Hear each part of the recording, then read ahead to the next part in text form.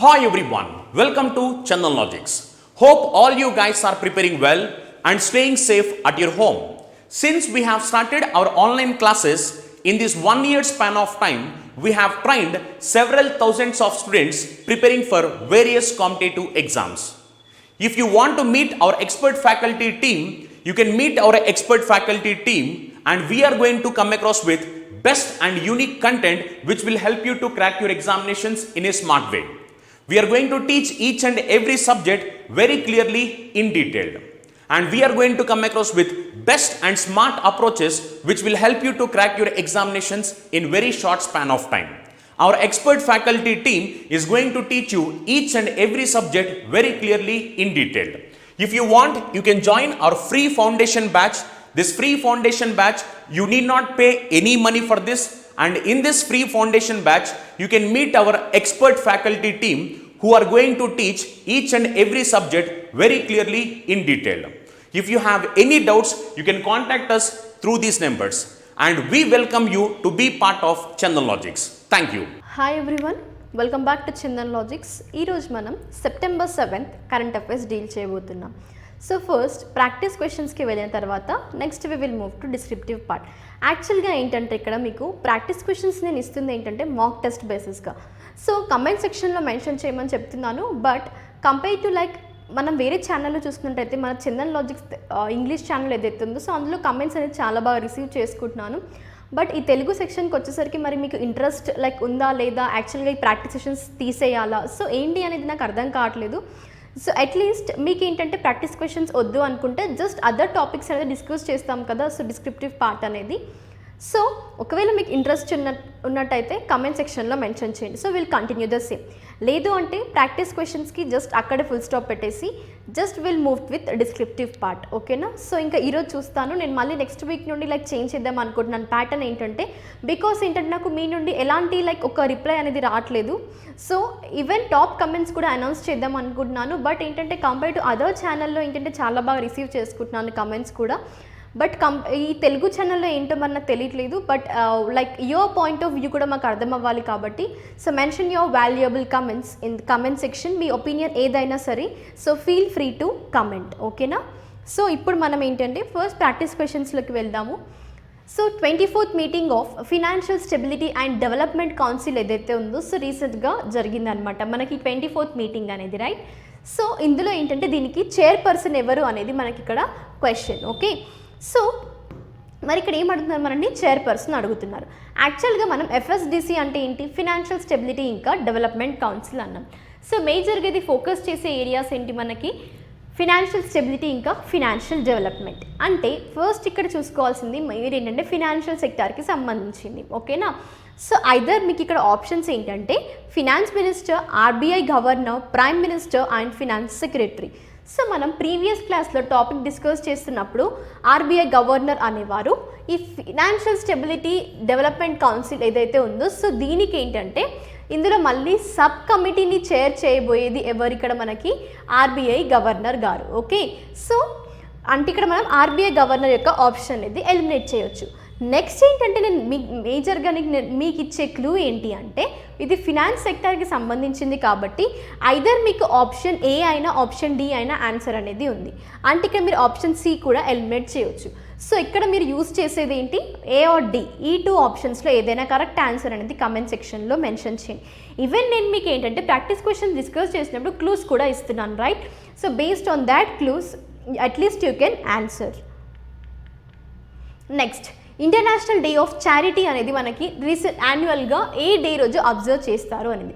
యాక్చువల్గా ఇక్కడ ఒక క్లూ ఇస్తాను మీకు ఏంటంటే ఒకవేళ international day of charity idea లేకపోయినా అట్లీస్ట్ మీకు death anniversary of mother Teresa గారిది ఆ డేట్ అనేది గుర్తుంటే మీరు ఈ ఆన్సర్ ఈజీగా చేయగలరు, రైట్?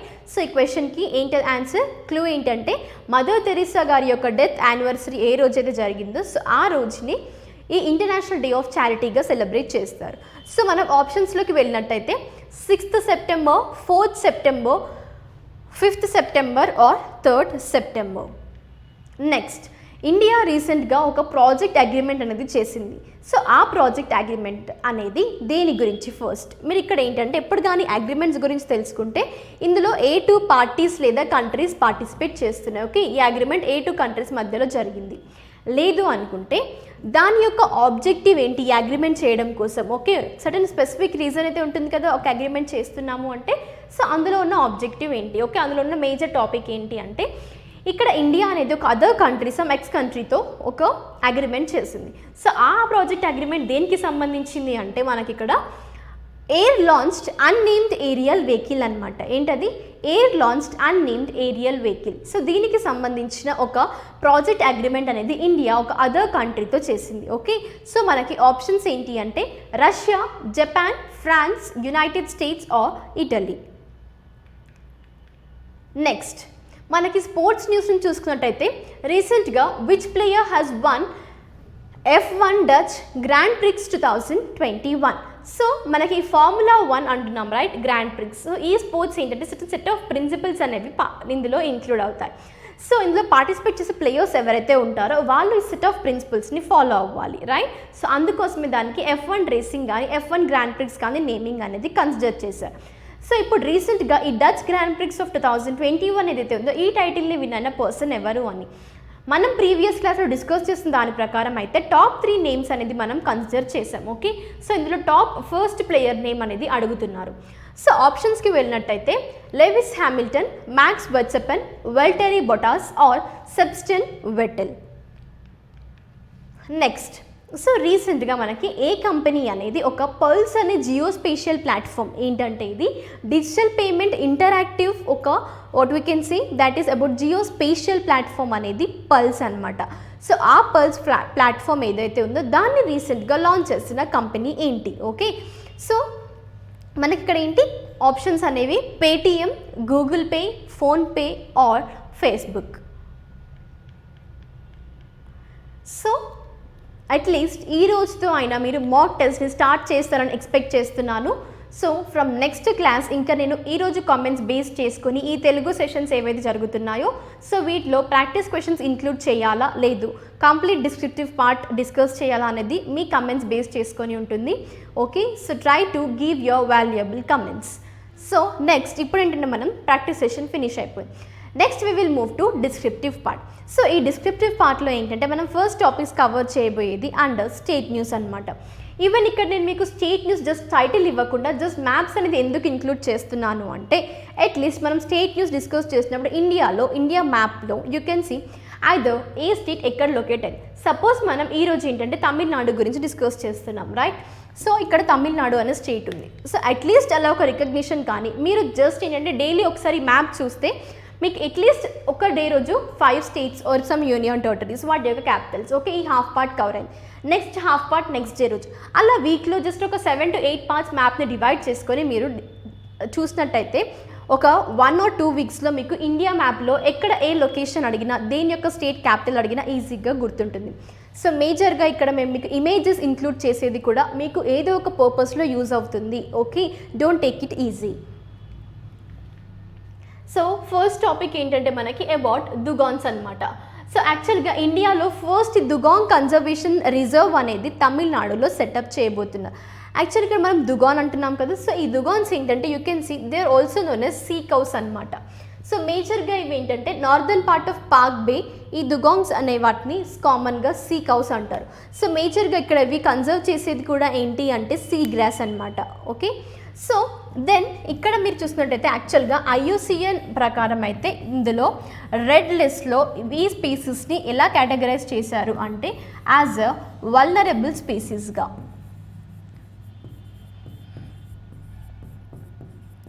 సో మరి ఈ వల్నరబుల్ స్పీసీస్ అంటున్నాం కదా, యాక్చువల్గా ఇక్కడ వైల్డ్ లైఫ్ ప్రొటెక్షన్ యాక్ట్ ఏదైతే ఉందో సో ఆ యాక్ట్ ఏంటంటే మనకి 1972 వైల్డ్ లైఫ్ ప్రొటెక్షన్ యాక్ట్ ప్రకారము ఈ దుగాంగ్స్ని ప్రొటెక్షన్ అనేది జరుగుతుంది. ఓకేనా, సో ఈ 2 ఏరియాస్ అనేది చాలా important. Okay, next if we move actually to the topic ఏంటి అంటే according to wildlife institute of India అనేది ఎస్టిమేట్ చేసింది ఏంటి అంటే 200 to 250 దుగాన్స్ ఏవైతే ఉన్నాయో these are left in the wild and ఇందులో 150 నంబర్ పాపులేషన్ ఆఫ్ దుగాన్స్ అనేవి పాక్ బే ఇంకా Gulf of Mannar of in తమిళనాడులో ఉన్నాయి. ఎంత స్ట్రెంత్ అది 150 అనమాట. సో అందుకోసమే ఇప్పుడు తమిళనాడులో ఈ దుగాన్ కన్జర్వేషన్ రిజర్వ్ అనేది సెటప్ చేయబోతున్నారు. సో అదే మనకి ఇప్పుడు ప్రస్తుతం కరెంట్ అఫైర్లో ఉంది. అర్థమైందా? నెక్స్ట్, ఈ మరైన్ బయాలజిస్ట్ అండ్ కన్జర్వేషనిస్ట్ ఎవరైతే ఉన్నారో సో వాళ్ళకి ఒక లాంగ్ డిమాండ్ అనమాట. దేని గురించి? ఈ రిజర్వ్ గురించి. యాజ్ పాపులేషన్ ఆఫ్ దుగాన్స్ అనేవి ఈ సీ కౌస్ దట్ ఈస్ మేజర్గా ఇండియన్ వాటర్స్లో డ్రాప్ అవుతుంది. That is at to the dangerous లెవెల్స్కి. ఓకే, సో అందుకోసమే ఈ కన్జర్వేషన్ రిజర్వ్ అనేది సెటప్ చేశారు. ఎక్కడ మనకు? అది తమిళనాడులో. అండ్ ఈ దుగాన్స్ ఏవైతే ఉన్నాయో these place the major important role in marine sector అనమాట. క్లియర్ అయింది కదా?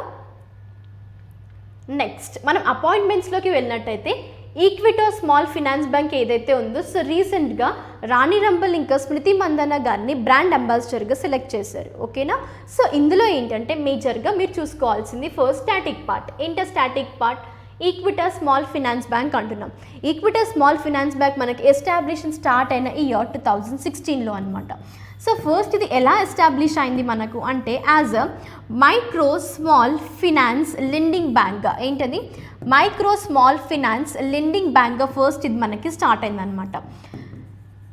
సో నెక్స్ట్ స్టాటిక్ పార్ట్ మనకి హెడ్ క్వార్టర్స్ వచ్చేసి ఈక్విటో స్మాల్ ఫినాన్స్ బ్యాంకు ఎక్కడ అంటే చెన్నై. సో ఇక్కడ మీరు చూసుకోవాల్సింది ఏంటి?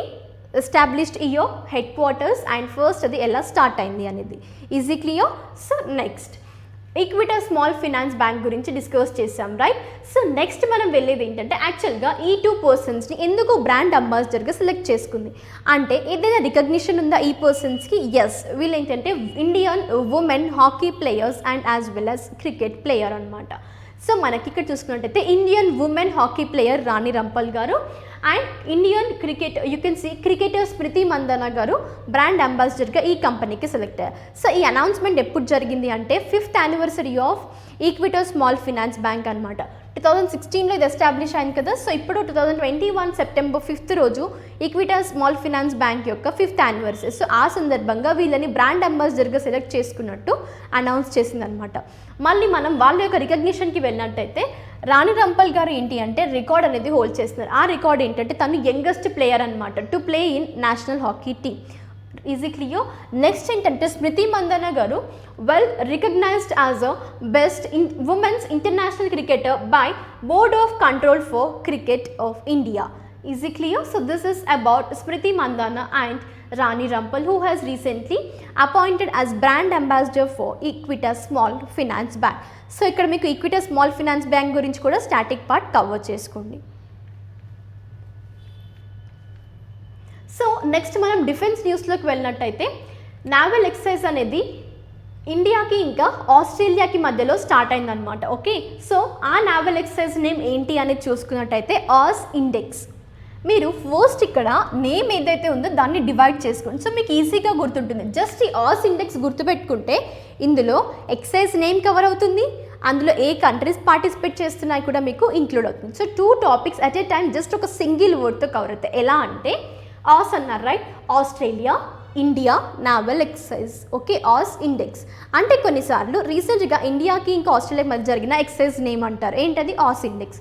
లేదా ఆస్ ఇండెక్స్ ఏదైతే ఉందో సో ఇందులో ఈ ఎక్సైజ్లో ఏ కంట్రీస్ పార్టిసిపేట్ చేస్తున్నాయి అంటారు. అప్పుడు మీకు జస్ట్ ఆ వర్డ్ చూస్తే గుర్తు రావాలి, ఆస్ట్రేలియా, ఇండియా, రైట్? సో ఇప్పుడు ఈ నావల్ ఎక్సైజెస్ ఏంటి అంటే మీరు చూసినట్టయితే 2015లో ఇది ఒక మ్యారైన్ ఎక్సైజ్గా స్టార్ట్ అయిందనమాట, మ్యారిటైమ్ ఎక్సైజ్. సో ఈ మ్యారిటైమ్ ఎక్సైజ్ ఎక్కడ మనకి జరిగింది అంటే ఇండో పసిఫిక్ రీజియన్లో మేజర్గా ఈ ఎక్సైజ్ అనేది టుక్ ప్లేస్ అనమాట. నెక్స్ట్ దెన్ ఈ ఎక్సైజ్ ఎందుకు కండక్ట్ చేస్తున్నారంటే to promote peace and security in the maritime sector. So that is the objective for conducting this naval exercise. ఇప్పుడు ఏంటంటే ఇది మనకి 4th ఎడిషన్ అనమాట. ఈ ఆస్ ఇండెక్స్ ఏంటది? 4th edition. మరి ఇందులో యూ కెన్ సీ పార్టిసిపేట్ చేస్తున్నవి ఏంటి? ఇండియన్ నేవీ ఇంకా రాయల్ ఆస్ట్రేలియన్ నేవీ. మరి ఈ ఎక్సైజ్ ఎప్పటి నుండి ఎప్పటి వరకు జరగబోతుంది అంటే సెప్టెంబర్ 6th of 2021 నుండి సెప్టెంబర్ 10th వరకు. ఎప్పుడది? సెప్టెంబర్ 10th వరకు అనమాట. మరి ఇందులో ఇండియన్ నేవీ అంటున్నాం కదా, సో మ్యారిటైమ్ ఎక్సైజ్ అంటున్నాం, నావల్ ఎక్సైజ్. మరి ఇందులో పార్టిసిపేట్ చేస్తున్న నావల్ షిప్స్ ఏంటి ఇండియా నుండి అంటే ఐఎన్ఎస్ శివాలిక్ అండ్ ఐఎన్ఎస్ కాడ్మాడ్ అనమాట.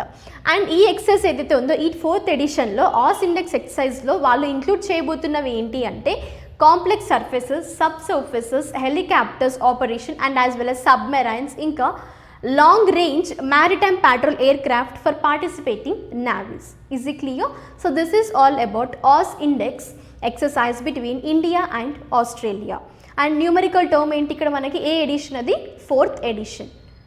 నెక్స్ట్ సైన్స్ అండ్ టెక్నాలజీకి వెళ్ళినట్టయితే ఇండియాలోని ఫస్ట్ బయోబ్రిక్ బిల్డింగ్ అనేది ఐఐటి హైదరాబాద్లో డెమాన్స్ట్రేట్ చేయబోతున్నారు.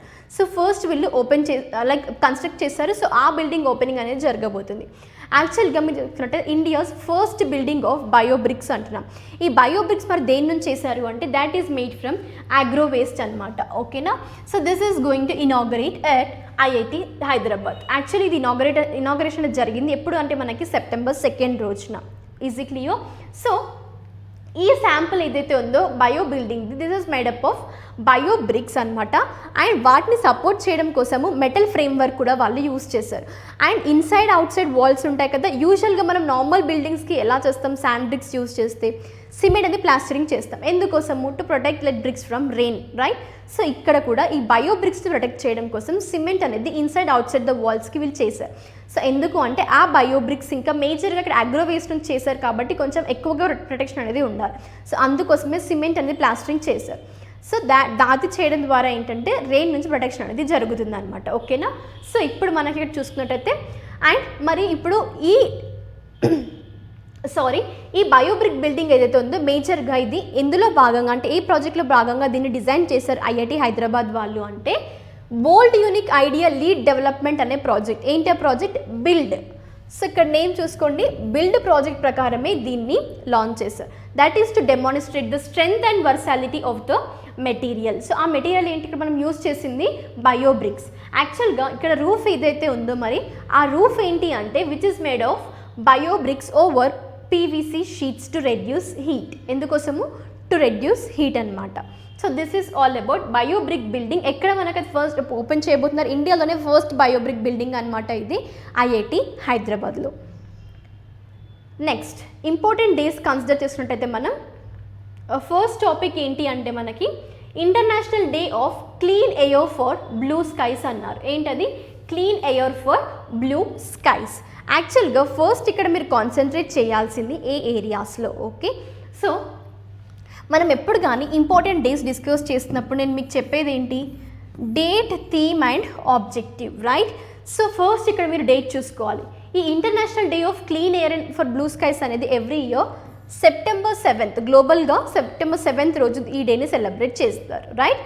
నెక్స్ట్ మనం మూవ్ అవ్వాల్సింది ఏంటి, ఆబ్జెక్టివ్. సో ఇక్కడ ఆబ్జెక్టివ్ ఏంటి అంటే మేజర్గా కొన్ని ప్రమోట్ చేయడం కోసం ఇంకా ఫెసిలిటేట్ చేయడం కోసం దేని గురించి, actions regarding improving air quality గురించి. మనం చూస్తున్న పాండమిక్ సిచ్యువేషన్ కానీ రిగార్డింగ్ చాలా హెల్త్ బెనిఫిట్స్ కూడా మనకి ఈ గుడ్ ఎయిర్ క్వాలిటీ ఉన్న ఎయిర్ని తీసుకున్నట్టయితే మనకి హెల్త్ బెనిఫిట్స్ ఉంటాయి. కానీ ప్రస్తుతం ఏంటంటే ఈ ఎయిర్ పొల్యూషన్ ఎక్కువ అవ్వడం ద్వారా ఈవెన్ హెల్త్ కూడా చాలా ఎఫెక్ట్ అవుతుంది. సో అందుకోసమే ఒక మంచి ఎయిర్ క్వాలిటీని ఇంప్రూవ్ చేయడం కోసమే ఈ డేని సెలబ్రేట్ చేస్తారు. So and other important objective ఏంటి అంటే according to United Nations recognise చేసింది ఈ డేని ఎందుకోసము అంటే పబ్లిక్ యొక్క అవేర్నెస్ తీసుకురావడం, ఈవెన్ ఇండివిజువల్స్కి కానీ కమ్యూనిటీస్కి కానీ గవర్నమెంట్స్కి కానీ కార్పొరేట్స్కి కానీ ఒక అవేర్నెస్ తీసుకురావడం. ఏమని, మనకి ఈ క్లీన్ ఎయిర్ అనేది చాలా ఇంపార్టెంట్ హెల్త్కి. సో అందుకోసము ఓకేనా, ఇలాంటి ఒక అవేర్నెస్ తీసుకురావడం కోసమే యునైటెడ్ నేషన్స్ ఈ international day of clean air for good health అనేది ఫర్ బ్లూ స్కైస్ అనేది లాంచ్ చేశారు.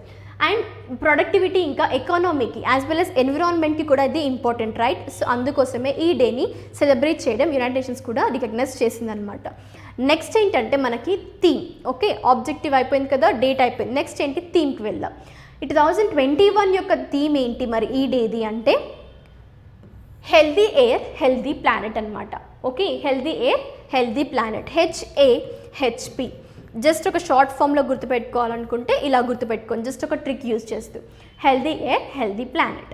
సో నెక్స్ట్ మరి ఈ థీమ్ని కన్సిడర్ చేస్తారు. దీని యొక్క మీనింగ్ ఏంటి అంటే మనకి which emphasizes health aspects of air pollution, ఎస్పెషల్గా మనకి considering of COVID and pandemic, ఇలా వేరియస్ వైరసెస్ కూడా వస్తున్నాయి. సో మేజర్ బిట్ కావాల్సింది ఏంటి మనకి ఆక్సిజన్, రైట్? సో అందుకోసమే ఒక ఎయిర్ క్వాలిటీ అనేది ఇంప్రూవ్ అయితే హెల్త్ బెనిఫిట్స్ చాలా ఉంటాయి, ఈవెన్ ఎన్విరాన్మెంట్ కూడా ఇంప్రూవ్ అవుతుంది. సో అందుకోసమే ఈ డేని సెలబ్రేట్ చేస్తారు. Date, theme, objective, these are 3 important aspects you have to focus in this topic. Next, food processing week అనేది సెప్టెంబర్ 6th నుండి సెప్టెంబర్ 12th వరకు సెలబ్రేట్ చేస్తారు. సెకండ్ వీక్ ఆఫ్ సెప్టెంబర్ అని కూడా మనం చెప్పుకోవచ్చు అనమాట. సో 2021 సెప్టెంబర్ 6th నుండి 12th వరకు ఈ ఫుడ్ ప్రాసెసింగ్ వీక్ అనేది సెలబ్రేట్ చేస్తున్నారు. యాక్చువల్గా ఫుడ్ ప్రాసెసింగ్ అనేది ఏంటి? Conversion of food into one form to another form. So ఈ కన్వర్షన్ని మనం ఏమంటున్నాము? దట్ ఈస్ ఫుడ్ ప్రాసెసింగ్ అనమాట. సపోజ్ ఇప్పుడు మనం వీట్ గ్రెయిన్స్ ఉంటాయి, ఆ వీట్ గ్రెయిన్స్ని ఏం చేస్తున్నాం మనం? Wheat grains we are converting into flour, right? అంటే హార్వెస్ట్ సీజన్ తర్వాత మళ్ళీ మనం ఫుడ్ కన్జ్యూమ్ చేయాలి అంటే ఇలా ఫుడ్ ప్రాసెసింగ్ అనేది జరగాలి, రైట్? సో ఇక్కడ మనం ఫ్లోర్కి కన్వర్ట్ చేస్తున్నాం. సో ఈ ఫ్లోర్తో మనం like chapatis etcetera we can do whenever we have necessary. And you can see dairy products కానీ, షుగర్ కానీ, ఎడబుల్ ఆయిల్స్ కానీ, ఇవన్నీ ఫుడ్ ప్రాసెసింగ్ ద్వారానే మనకు వస్తాయి. ఓకే, సో ఇక్కడ ఫుడ్ ప్రాసెసింగ్ ఇండస్ట్రీస్ అనేవి మేజర్గా ఫోకస్ చేస్తూ ఈ వీక్ని కన్సిడర్ చేశారు. సో ఈ ఫుడ్ ప్రాసెసింగ్ ద్వారా ఫార్మర్స్ యొక్క ఇన్కమ్ కూడా డబుల్ అవుతుంది అనమాట. Then as a part of Azadi ka Amrit Mahotsav, మేజర్గా to commemorate 75 years of India's independence డేని కమమరేట్ చేయడం కోసము అందులో భాగంగా చాలా వేరియస్ ప్రోగ్రామ్స్ అనేవి జరుగుతున్నాయి. సో అందులో భాగంగానే ఈ ఫుడ్ ప్రాసెసింగ్ వీక్ కూడా సెలబ్రేట్ చేస్తున్నారు. Easy clear? సో అదే మనకి ఫుడ్ ప్రాసెసింగ్ వీక్ అనమాట. మరి ఇందులో మేజర్గా మనకి ఇన్వాల్వ్ అయిన పోర్ట్ఫోలియో ఏంటి? మినిస్ట్రీ అంటే ministry of food processing industries అనమాట. సో వీళ్ళే as a part of the celebration of 75 years of India's independence, so ఈ ఫుడ్ ప్రాసెసింగ్ వీక్ని సెప్టెంబర్ 6th నుండి 12th వరకు సెలబ్రేట్ చేస్తున్నారు. అండర్ విచ్ మినిస్ట్రీ అనేది ఆర్గనైజింగ్ వేరియస్ ప్రోగ్రామ్స్ అనమాట. సో ఆ మినిస్ట్రీ ఏంటి మనకి? Ministry of food processing industries. So దీంతో మన సెషన్ అనేది ఫినిష్ అయింది. So let us end our class. And మేజర్గా మీకు చెప్పేది ఒకటే నేను, అండ్ మీకు పీడిఎఫ్స్ కూడా కావాలి, ఫ్రీ పీడిఎఫ్స్ కరెంట్ అఫైర్స్ అంటే అవి కూడా అవైలబుల్గా ఉన్నాయి. మేము 100% ఎఫర్ట్స్ అనేది చందన్ లాజిక్స్ నుండి ఇస్తున్నాం, రైట్? సో మీకు ఈవెన్ డాక్యుమెంటేషన్ అంటే పీడిఎఫ్స్, ఈ కరెంట్ అఫైర్స్ డిస్కస్ చేసినవి ఒకవేళ మీరు మిస్ అయితే మీకు పీడిఎఫ్స్ కూడా మీరు స్టోర్ చేసుకోవచ్చు, రైట్? సో అవి మీ టెలిగ్రామ్ ఛానల్ ద్వారా డౌన్లోడ్ చేసుకోండి. అండ్ యాజ్ వెల్ యాజ్ ఏంటంటే మీరు ప్రాక్టీస్ క్వశ్చన్స్ని మాక్ టెస్ట్గా కన్సిడర్ చేసి కమెంట్ సెక్షన్లో ఆన్సర్స్ మెన్షన్ చేయండి, బికాస్ మేము అనాలిసిస్ అనేది చేస్తున్నాము. Easy clear? సో ఈవెన్ మీరు ఈరోజు ఇంగ్లీష్ క్లాస్ చూసినా కూడా అందులో నేమ్స్ అనేది అనౌన్స్ చేసాము, టాప్ కమెంట్స్వి. సో సేమ్ తెలుగు లాంగ్వేజ్ నుంచి కూడా ఈ ఛానల్ నుండి కూడా మేము ఎక్స్పెక్ట్ చేస్తున్నాము మీ నుండి. So better keep supporting us. Thank you everyone. We will meet you in the next session. Until that, stay tuned and stay safe, stay home.